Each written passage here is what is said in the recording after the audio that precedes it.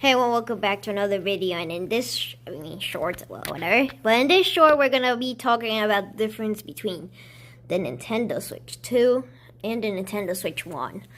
So I'm going to compare with this new Nintendo Switch 2 I just got. It's a bit dusty, but I'll clean that later. Maybe not. And here's my old Nintendo Switch. Keep in mind that I had this since 2020, so it's a bit old. And the Joy-Cons are broken because you can remove them without pressing the button on the back. We'll get to that later. Anyways, here is the box for the Nintendo Switch 2. I got the Mario Kart World Bundle because it's cheaper. And on the table, I also have the Nintendo Switch 2 accessories.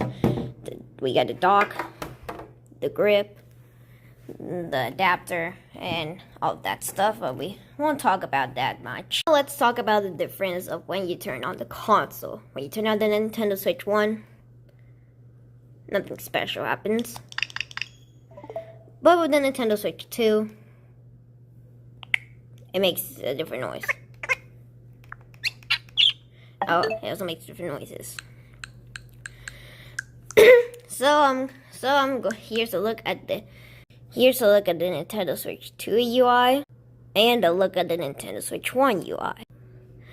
And not only that, also the Nintendo Switch 2, when you hover through an app like Nintendo Switch on mine, you'll see that it kind of looks like this Siri colors.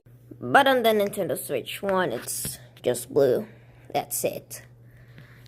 So the Nintendo Switch 2 really is an upgrade. The most interesting difference between the Nintendo Switch 1 and 2 are the Joy-Cons. The Nintendo Switch 1 Joy-Cons are okay. They have the stick, the minus button, the O and Z L buttons, and this button which allows you to move the controller when it's stuck. Keep in mind that if your Nintendo Switch 1 is too old, it can come out without even pressing the button, so yeah, hey, don't worry. At least Nintendo does free Joy-Con repairs. However, in the Nintendo Switch 2, the Joy-Cons are way bigger. Have a bigger pop-off button. And have bigger SL and SR buttons and connect to the console magnetically, which is actually pretty futuristic for just a Nintendo console. And the screen on the Nintendo Switch 2 is also bigger than the Nintendo Switch 1. And the Nintendo Switch 1 can only run up to 1080p IP, I think it's called. But the Nintendo Switch 2 can run up to 4K, which makes it a better console.